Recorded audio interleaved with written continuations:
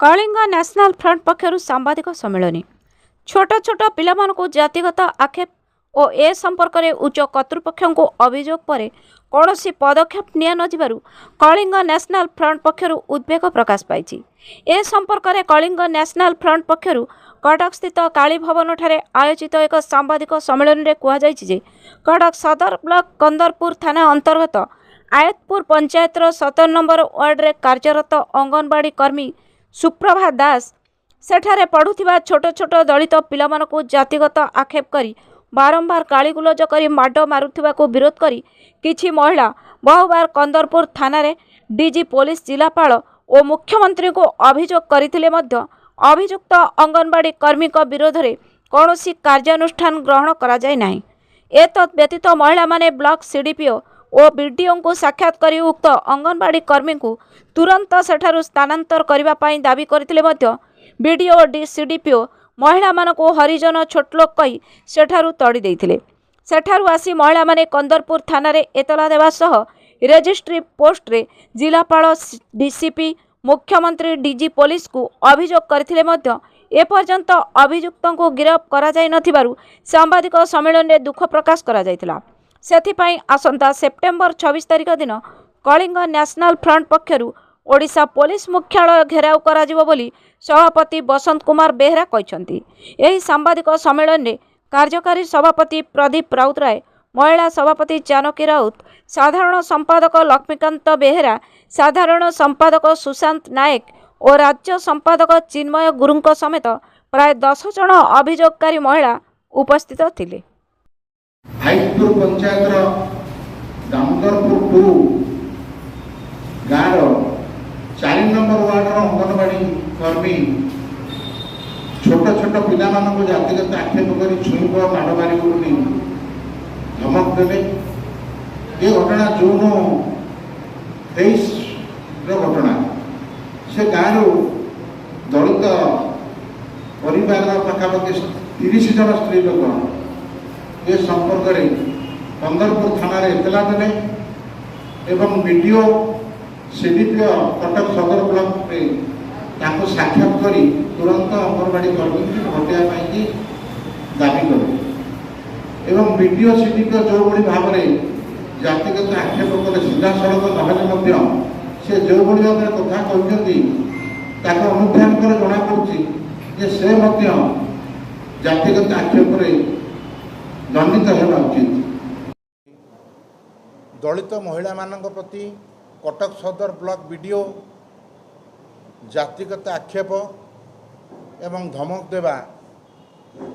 यह Kalinga national front दृढ़ भाव निंदा करुच्ची। पूर्वर यही वीडियो मद खाई नदी गर्भ में पड़ते 2 दिन तले जड़े ओएस ऑफिसर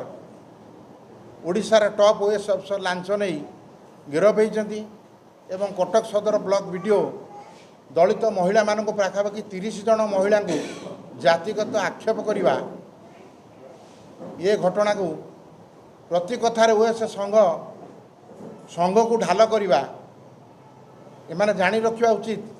जे मोहन माझी राज्यर मुख्यमंत्री जन दलित मुख्यमंत्री तेणु दलित महिला मानक जातिगत आक्षेप करवा या माननीय मुख्यमंत्री दृढ़ कार्यानुष्ठान नियंतु। कटक कंदरपुर थाना एतला पाइला परे मध्य 8 तारिख एतला पाई एतला को चापिकी रखिंट कंदरपुर थाना अधिकारी को तुरंत निलंबन करा जाऊ। ये घटना जिलापाल को अवगत करा जायछि, डीसीपी कटक को अवगत करा जायछि, डीजी महोदय को अवगत करा जायछि, मुख्यमंत्री को अवगत करा जायछि, सबू अधिकारी मान को अवगत करा जायथिले मध्य ये भली संवेदनशील घटना को चापी रखिबा यह एक निंदनीय घटना। प्रति घटना रे कंदरपुर थाना अधीनस्थ आयतपुर पंचायतर 17 नंबर वार्ड रे थिबा 4 नंबर अंगनवाड़ी केन्द्रर अंगनवाड़ी कर्मी सुप्रभा दास छोट छोट पिला मानकु जातिगत आक्षेप कर छुईब माड़ मार गोरु गाई भली पिटिबा घटना दीर्घ 3 मास है से अभिभावक माने आउ पिला पठाऊ ना ए संपर्क में कंदरपुर थाना रे जनइबा जिलापाल जनइबा जिलापाल रिसीव कर से चिठी रखी मानव अधिकार कमिशन ए घटना केस चली जो कौन कार्यानुष्ठान ग्रहण करा नगला प्रशासन पक्षर 30 जन महिला वीडियो को साक्षात कले ब्लॉक भितर साक्षात कलापर वीडियो जो भाव में आशालीन वक्तव्य रखिंट कटुक्ति प्रकाश कर प्रयोग कर संपूर्ण जातिगत आक्षेप होती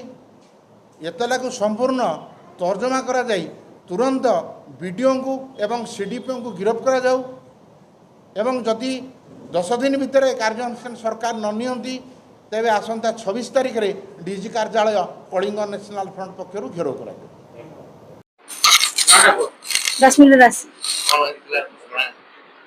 पिला जो अंगनवाड़ी की जाउछंती साडे अंगनवाड़ी रोसई होउनी पिला को उकुड़ा भोग दिया जाउची पिला को सुजी दिया जाउची रोसई टोटाली होउनी सेटा विरोध करिबारु से माने हमकु जाति के आक्षेप करूछंती लोक मान को सबु तापरे से कहउछंती कि केस उठा पछ कथा भूली जाओ से केस पछ कथा घेरले आ कोन हबो तेनु आमे भी चाहूछु से दीदी को सेटु हटा जाऊ आम छुआ को गोटे नुआ दीदी दिया जाऊ जहाँ पे कि भल पिला भल पाठ पढ़े फिर तो क्लास होनी छुआ कहीं जी रोसईबास किसी भी होनी जातिगत अभियोग करुँच